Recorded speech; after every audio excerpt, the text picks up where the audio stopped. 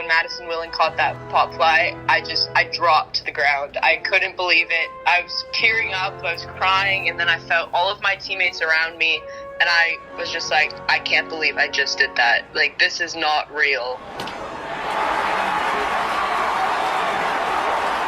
Welcome to episode 238 of Alberta Dugout Stories, the podcast. I'm Joe McFarland.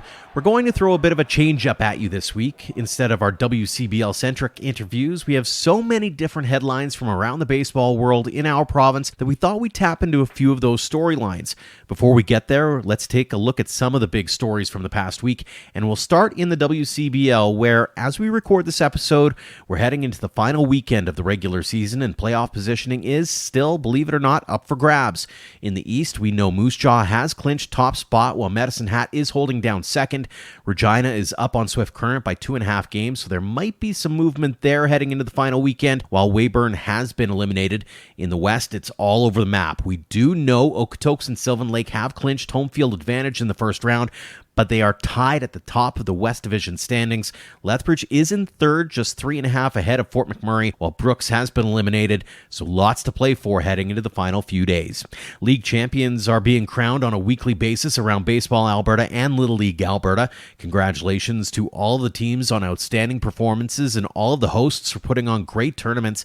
We're doing our best to keep tabs on those heading to national and international events. A couple that we know of right now: St. Albert is heading to Little League Softball World Series after winning regionals in Victoria, and the Calgary Premier Blues have qualified for the 16 to 18-year-old Babe Ruth World Series in Missouri. They'll be representing Canada there. If you have tips or want to keep us posted on your team's performances, make sure to tag us on social media, or you can email albertadugoutstories@gmail.com. On to this week's guests, and we'll start things off at the Baseball Canada Women's Open Nationals in Nova Scotia last weekend. Alberta was coming off a 5th place finish last year, and with a younger roster, still had high hopes. After a 1-2 round robin, they outlasted Saskatchewan in the quarters and lost to Quebec in the semis before earning a bronze medal with a 5-4 victory over Nova Scotia. One of the keys was a complete game outing from 16-year-old Sydney Berry of Fort McMurray, who says it was a whirlwind experience she will never forget. Sydney, thanks so much for joining us here on the podcast.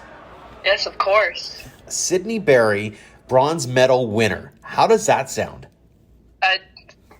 Especially in Women's Open, I'm still trying to believe it. It certainly was an action-packed few days for you and Team Alberta.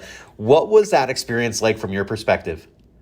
Oh, it was amazing. The close games, a little scary. Don't think they needed to be that close, but definitely just even being up in a game and then being down and then coming back every single inning and pushing and battling through all the things that happened. I love to be a part of a team that doesn't give up no matter what. A bit of a roller coaster as well. Some big wins, some tough losses throughout the course of those few days. How were you able to weather the storm as a team? We definitely, we'd see somebody, they'd get out, and we'd be like, hey, it's okay, you'll get the next one. Or they'd make an error, and we'd be like, it's fine, you got the next one. And we'd always just be picking each other up, and everybody'd be up in the dugout. I don't think there was ever a game where it was just quiet in our dugout. We were always cheering, always yelling. And definitely after the hard losses, it definitely hit us hard. But right away, we got over that, and we were like, okay, we have another game to play. We have to be ready to play that. Forget about the last game. On a personal level, how do you deal with the ebbs and flows of not just the wins and losses, but even inning to inning? Is that a natural thing that you have, or do you have something that kind of allows you to get back to that middle ground, that neutral position to put the game face on? Yeah, I definitely, if I mess up on something, I'll take a step back, I'll take a deep breath, and I forget about what happened, and I'm like, okay, I'm going to do better on the next one. And I forget about what just happened before. Mm-hmm. They say that baseball is a game of failure, right? So you got to pick yourself back up. So how crazy was that quarterfinal against Saskatchewan? I think it was 13-12 the final. Kind of felt like whoever hit last might actually win that one. What was it like in your dugout? Oh, it was crazy. We were like, we're going to win this game. We knew. Even when we were down, we're like, we have this game. We are going to win it. We were always battling. We were like, okay, we're down, whatever. We're going to come back next inning, and we're going to hit, and we're going to get more runs. And then when we go back in the field, we're going to play great defense, and that's what we did. Mm-hmm. Sunday morning, you lose to Quebec, meaning you're playing Nova Scotia for bronze. Tell us about that conversation you have with your coach about getting the start in that medal game. I was surprised. I wasn't expecting it. He knew that I was a pitcher, and I was like, hey, there's other girls that can pitch. And when he came up to me after the Quebec game, he was like, oh, you're starting. And I was like, I'm what? He's like, oh, yeah, you're starting. And I was like, oh, okay. So I brought my emotions back of the stress that was just put on me. And I was like, hey, I'm going to go out there and I'm going to do my best. And if it's a bad outcome, all I know is I did my best. If it's a good outcome, probably going to start crying. Mm-hmm. How challenging is that to go from, okay, we just lost a big game here to, okay, let's get going and win this one, especially in a medal game? So we knew that we wanted to be in a medal game no matter what, which every team does. We didn't really expect it. So once we had the chance to compete for a medal, we knew that we were putting 110% into every single at-bat, every single ball that was hit to us, everything. Even though after a tough loss, we were like, hey, like, we probably could have won that. We were like, now we're going to go win this game, and we're going to come back with a medal. As a pitcher, you're kind of in control of things. So did you go in with a specific mindset in that game, or talk us through trying to mentally get yourself prepared to face a team that you didn't face in the round robin? So I don't pitch a lot in my regular season, so definitely starting in a medal game was super stressful for me. But all I knew was that I needed to go up on the mound and throw strikes. And if they hit off me, that's what they're supposed to do. And I know I'm doing my job by throwing strikes. So all I knew is I need to throw strikes and get them to hit, and I have my fielders behind me, and they'll help me out with their plays. Mm-hmm. And as it turns out, you turned in a pretty big effort there. You complete game 5-4 victory. You mentioned it in our messages, and I wanted to put it in podcast form. It was your first complete game. So what was that like? I couldn't believe it. As soon as the last out happened, when Madison Willen caught that pop fly, I dropped to the ground. I couldn't believe it.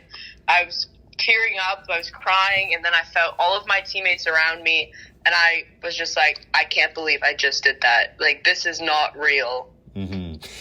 In between innings, was there ever a moment where you're looking at your coach going, are you sure you want me back out there? Or were you looking out at the bullpen going, is anyone going to be getting up at any given point, or is this all on me? Like, walk us through your mindset between innings as you're continually being told, hey, yeah, go back out there.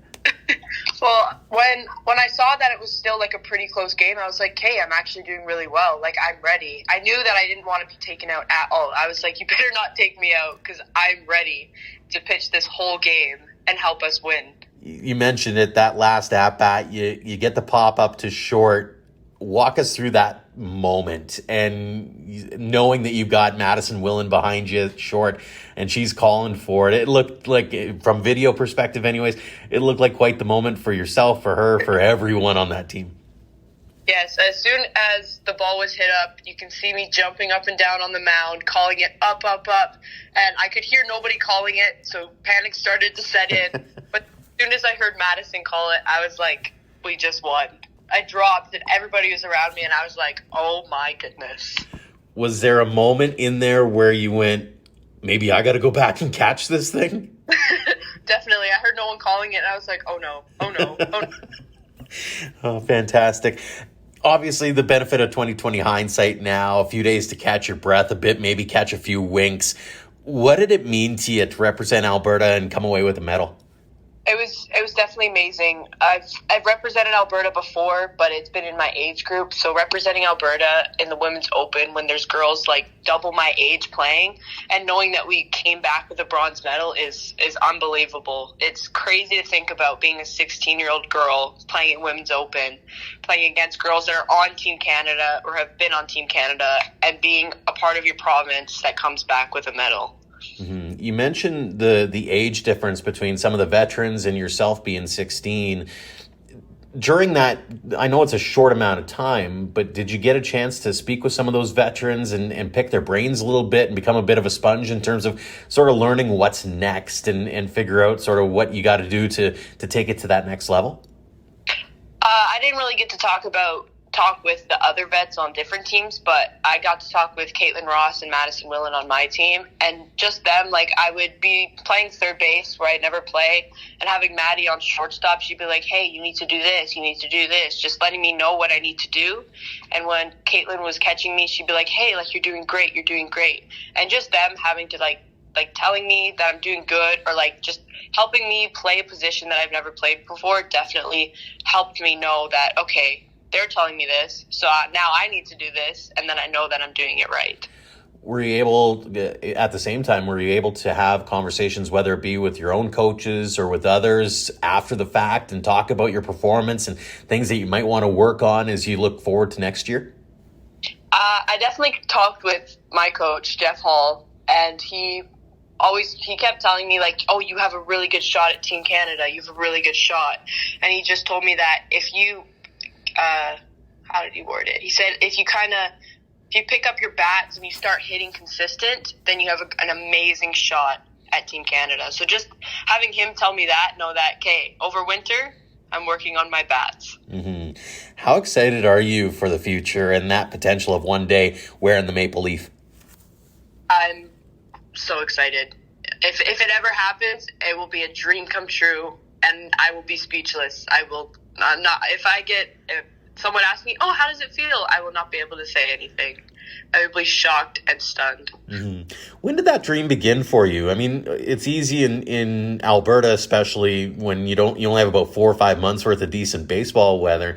Hockey's always the first thought. When did it start for you for baseball?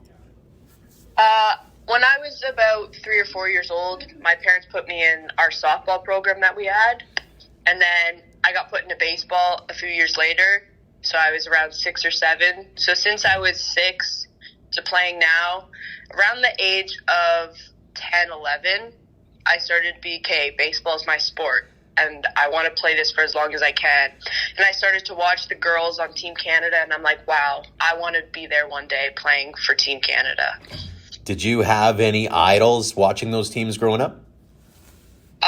Definitely. Recently, it was Ali Schroeder. I actually got to talk with her a bunch, and she's just such a big role model in my life, and I look up to her so much, especially since she's playing college baseball, which is crazy for me to think about. So definitely her being able to play college baseball with the boys and then going to play Team Canada is crazy. Mm-hmm. Speaking of, do you have any goals or aspirations baseball-wise, say after high school, in terms of what you want to be able to accomplish?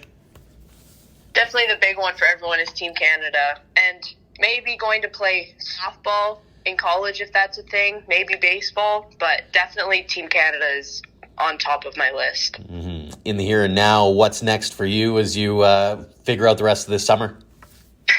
I have to play on August 17th to 20th, my boys team is hosting 18U Nationals. So I have 18U Nationals in Fort McMurray with my boys team. And then right after that weekend, I'm going to play in the Rawlings Cup for 16U. Very cool. So no shortage of stuff, and obviously a little bit of shameless self-promotion for your hometown team. Never a bad thing. Fantastic stuff, Sydney. Final question for you. It's one we ask everyone. What does the game of baseball mean to you? Oh, it's my life. Every summer I'm playing it, I'm watching it. It's a part of me. If I didn't have baseball, I wouldn't be who I am today. It means so much to me. I met a bunch of my friends playing baseball. I've met so many amazing coaches, and I'm going to have lifetime friends from baseball forever.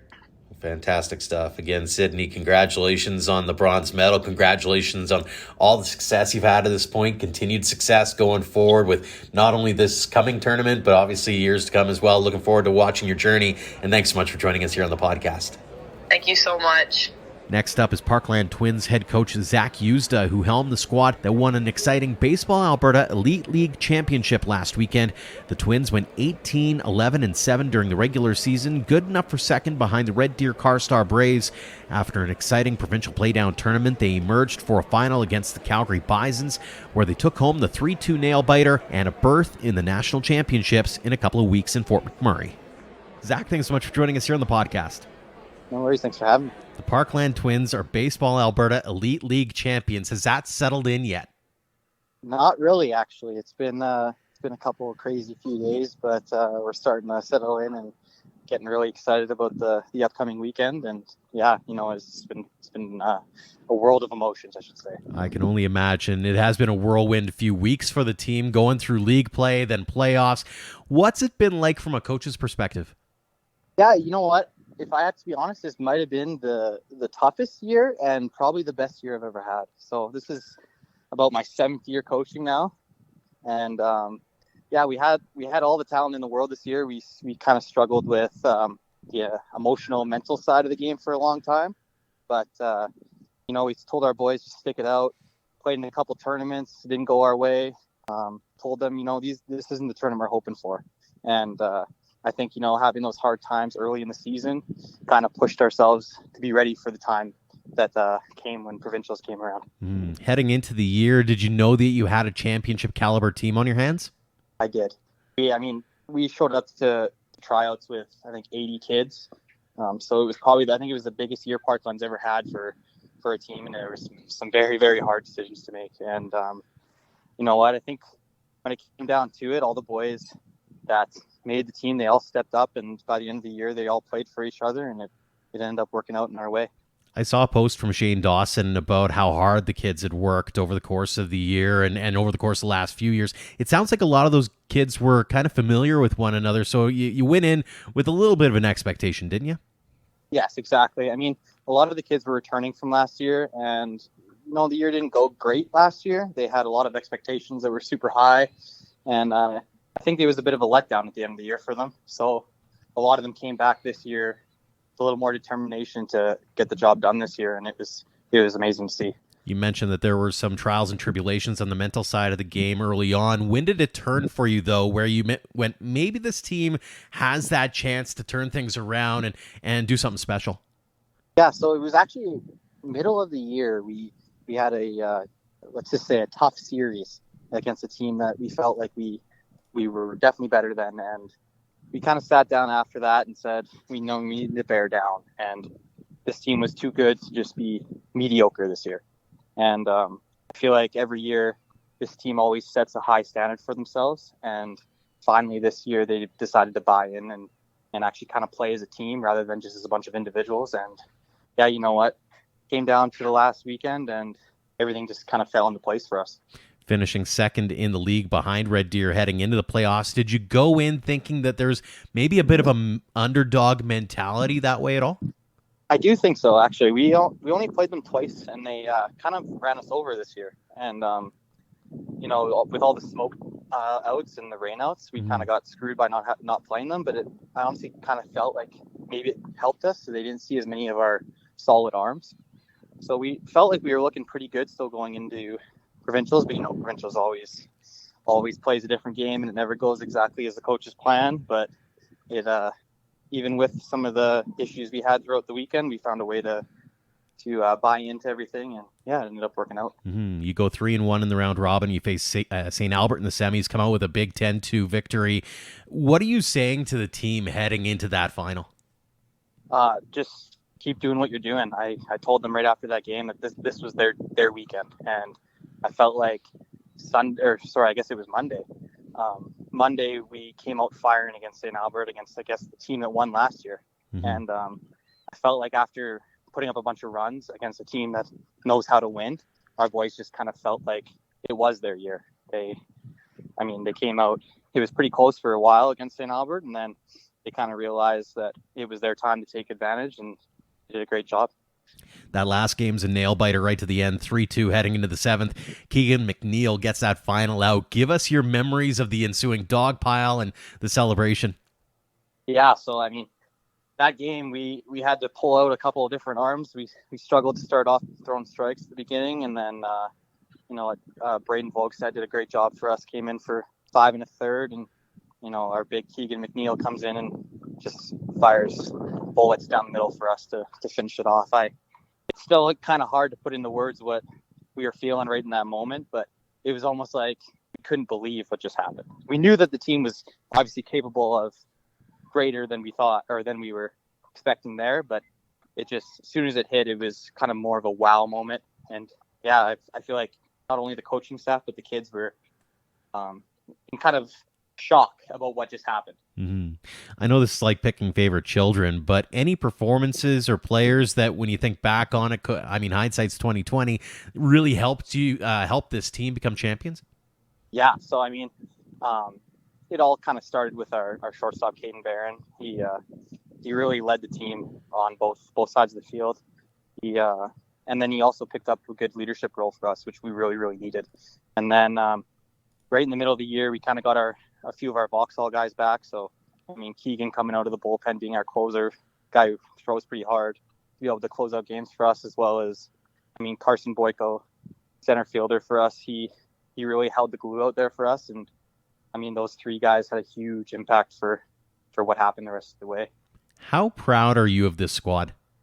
Very proud.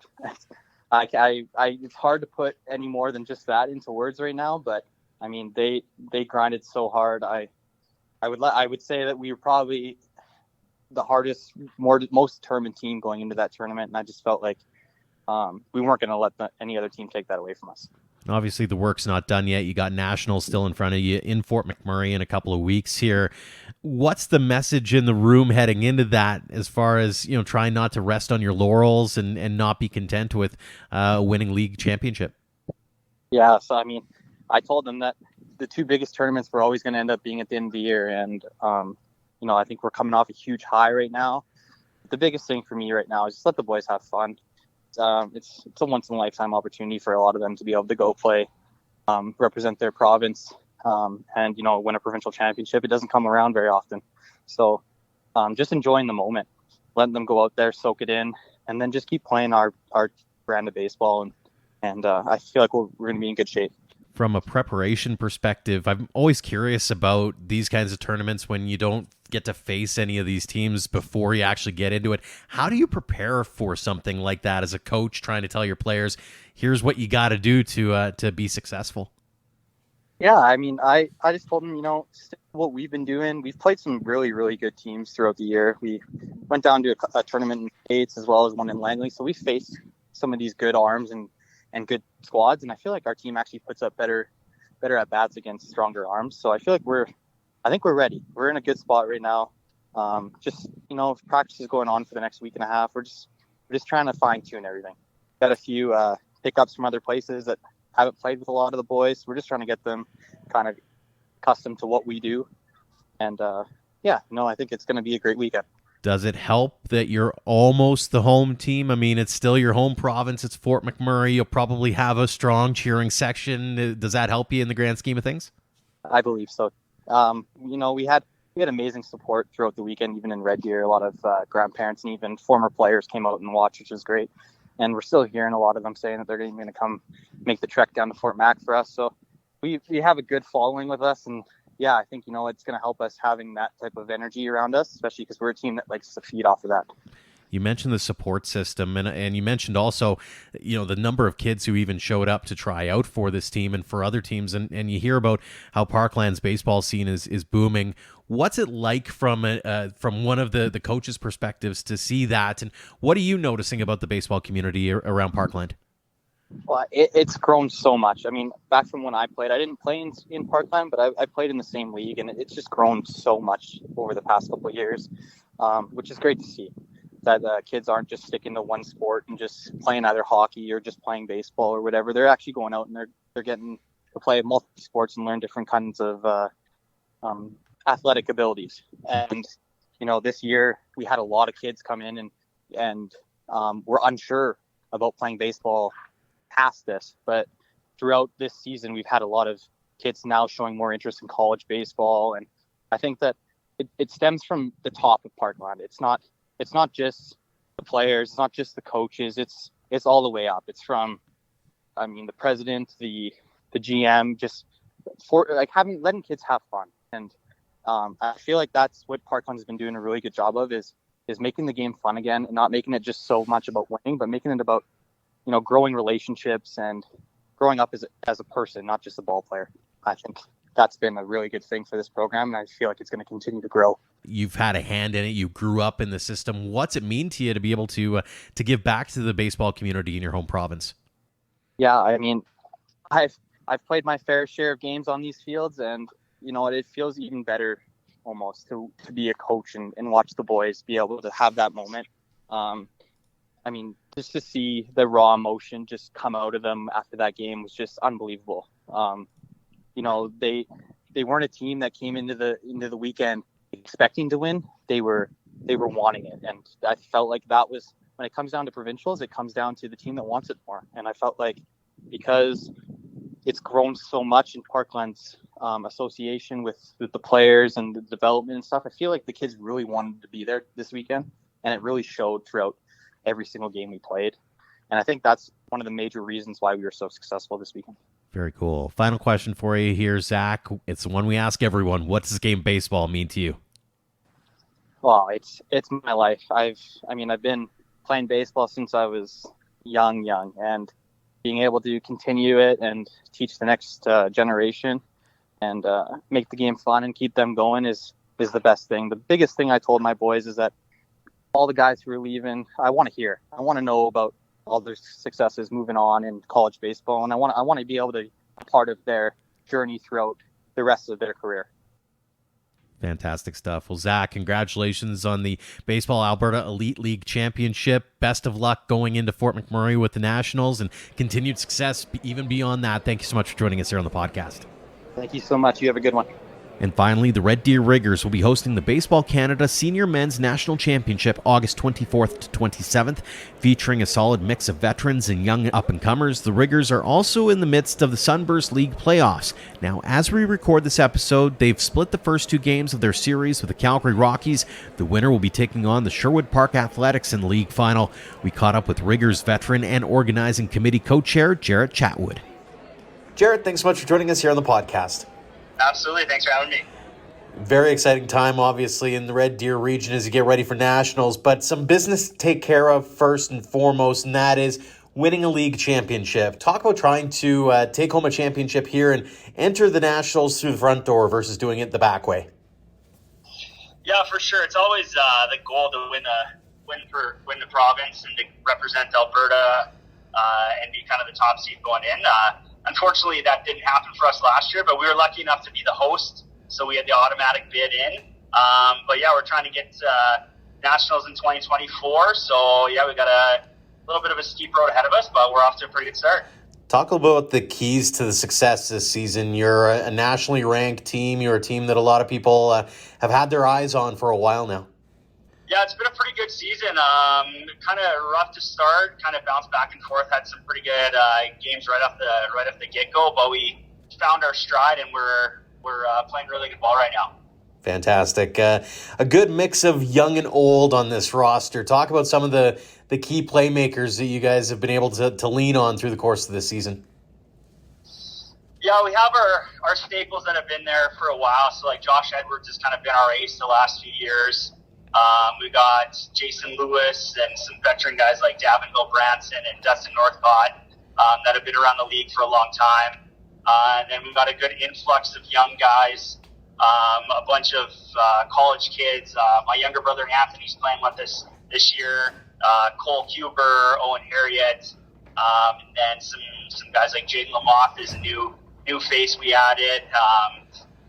So yeah, we got a really talented squad with a lot of local guys, and we've been doing really good.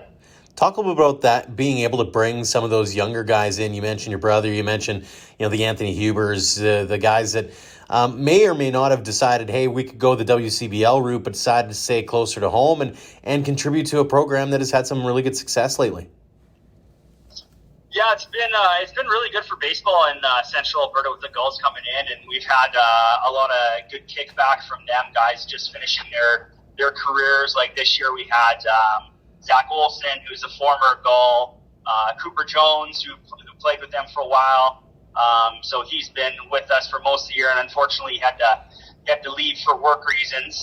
But we've had a really good relationship with them, and it helps having my brother as the coach, so we can talk back and forth about, especially some of the younger guys that might not be quite ready to compete there every day, but they still need their college innings, and we're a pretty good place to kind of bounce back and forth. This has been an interesting year for the Riggers and for the Sunburst as a whole, given the fact that you added a couple of Calgary teams as well. What did that bring to the dynamic of the league and adding to the exposure that the league is so well deserved? I think it's been great. It's great to see new faces and new arms in the league and just new teams, and just to go to Calgary, a couple times instead of always hitting the road north to Edmonton, and just the diversity that it's had. I feel like it's made all of our games way more competitive because there's 7 teams in the league this year, and only 4 get to go to playoffs. So it's a little bit more. You got to go get every game, and it's a lot more meaningful baseball the whole season, which has been nice. How cool has it been as well to maybe face some I'll call it stiffer competition, but some teams that have added to that competitive edge, and how cool has it been to be able to stay on top of the game, given the fact that you've got all these extra teams in the fold? Oh, it's been great. The competition has just been unbelievable this year. We face national quality arms every game, and then the hitters have been really tough for our pitchers. So it's been really good for us to develop this year. And I think as a league, both Calgary and Edmonton, and then us in Central Alberta, it's showing really good for our province and kind of how baseball is growing. Let's talk a little bit about the trials and tribulations of hosting a national championship here. I mean, it was a long time coming, given pandemic and everything else that was going on. Walk us through what it's been like over the last little while here, trying to get ready to bring the country to Red Deer. Yeah, it's been a challenge for sure, but a good challenge. We've had a lot of people step up, and the community's been pretty responsive to what we're trying to do, and just trying to put together the quality of a tournament that we want. I believe it hasn't been held in Alberta in like over 20 years. And then Red Deer for sure. I think Red Deer hosted in like 97. So it's been quite a long time. So we're looking to put together a pretty good tournament so people can understand what Central Alberta and Red Deer is all about, and then plus the province as a whole. Were you trying to model this after games that you've been to in the past, or was this something where you wanted to not necessarily reinvent the wheel, but put your own personal spin on hosting a tournament like this? Yeah, I think when you have been to a lot of these, as the Riggers have in years past, you kind of pick up good and bad from each event and what they've done, and you try to take all the good stuff and leave the bad stuff out of it, obviously. And we've done a pretty good job, but we're trying to put a little bit of our own spin on it. We're fortunate enough that we have 2 very quality fields right next to each other, which isn't the case for a lot of the cities we've played at. So it's nice that teams will be able to come in and you'll be at either Diamond 1 or Diamond 2, and they're in the same facility. So that's kind of been one of our key features that we're trying to promote, just to get as many of the local fans there and see as much good baseball without having to drive from different city to city to see it. I think that's one of the key pieces we've done, and then we've added a couple local things that we're incorporating that comes in the form of some of the food that we're getting there and some of the craft beer that we're going to have available, just trying to really promote Red Deer and Central Alberta as a whole. Mm-hmm. Speaking of Red Deer and Central Alberta as a whole, you mentioned it with Jason over with the Gulls and you handling duties with the Riggers. I mean, there's a real special air about what's going on in baseball in Central Alberta. You talk to Baseball Alberta, and that area is probably the fastest growing baseball area in this province.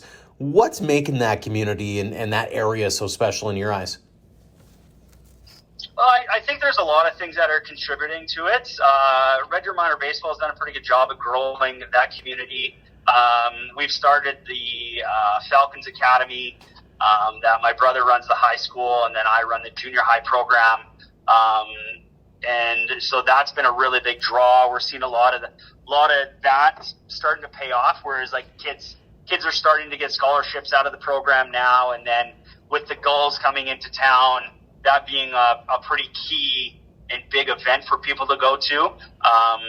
I think they're seeing baseball in kind of a different light. Like, we've always had our fans, our local people that love the Riggers, and we've had a really good following throughout the years. But I think it's even growing now that the Gulls are in town, and people can see kind of what the atmosphere is like, and how quality of baseball that both they put together and that we put out. So I think just with the quality of baseball and how successful both programs have been, along with the minor baseball program and the Gulls and a bunch of other places happening in Central Alberta, it's growing, and it's in a really positive direction right now. Last time I had Jason on the podcast, I asked him this question. I want to ask you the same, is what's it mean to you to be able to give back to the Central Alberta baseball community as you and he have been able to do? Because that's something that's obviously near and dear to the family's heart. But for you personally, what's that meant to you to see these young athletes grow up and aspire to be bigger and better than the previous generation? Yeah, it's awesome. I mean, the baseball community in Red Deer has given myself and my family so much. Whether it's scholarships or the opportunity to travel the country, get my education, play in national level tournaments. It's been pretty amazing to have that, and just to be able to pass a little bit of that knowledge to other athletes and people around, just like letting them know the opportunities that are out there.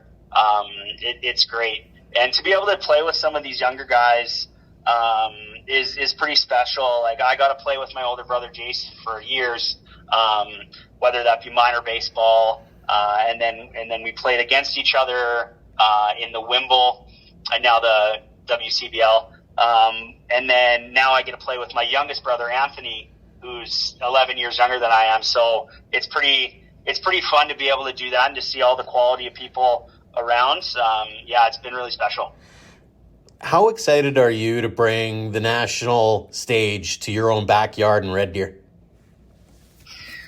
I'm really excited. It's something we've been trying to do for a long time, and we try to explain it to the younger kids around and all the people around just how cool it is and how awesome the baseball is, and how like competitive and legit you'll see some of these guys, how good they are, and to be able to showcase that is really something that I think is going to be awesome, and it's going to, I hope, even propel some of the younger kids to just view our league and senior baseball in a different lens. It's not just a bunch of old guys getting together. It's pretty good, and there's a lot of really legitimate talent, and I'm just really excited to see everyone come here from all over the country and try to compete for the title. We are certainly excited as well to see you do what you guys do best. Really appreciate it, Jaret. One final question before we let you go. What does the game of baseball mean to you? Oh, that's a good question. It's kind of a lifestyle, It's just people always. I love the quote, I believe, from Bull Durham, where he says they go into the Church of Baseball, and I believe that too. It's just one of those places, and it's a game that is a lifelong activity, whether it's competing minor baseball or in the major league level or the collegiate level. But even going and hanging around with your buddies in the backyard playing catch or playing backyard baseball, it's just an activity that I think is a really good bonding experience, and something that teaches you a lot of good life lessons on failure and success, and how to overcome certain things. And I think it's the greatest game on earth. I couldn't have said it better myself, Jaret. We'll really appreciate the time. Congratulations on all the success to this point, continued success as you go forward towards a league title and then a national championship as well. And thanks again for joining us here on the podcast. Awesome. Thanks. I appreciate it. Thanks again to Sydney Berry, Zach Yuzda, and Jaret Chatwood for joining us this week, and congratulations again to all the teams on outstanding performances. We look forward to showcasing more of them in the weeks ahead. We'd also like to tip our caps to our Platinum supporters for all they do for us and for baseball in Alberta. The Okotoks Dogs and AHP Academy have been phenomenal partners in helping us tell the game stories in our province. For more, head to albertadugoutstories.com/supporters. Before we let you go, we'd like to thank you for your outstanding support. July was our our busiest month ever for our website, while we also saw one of the busiest download months in our podcast's history. We really couldn't do this without all of you, so on behalf of Ian and myself, we are so incredibly grateful for the baseball community we're lucky to be a part of here in Alberta. Until next time, thank you again for all of your support online, on social, and on air of Alberta Dugout Stories.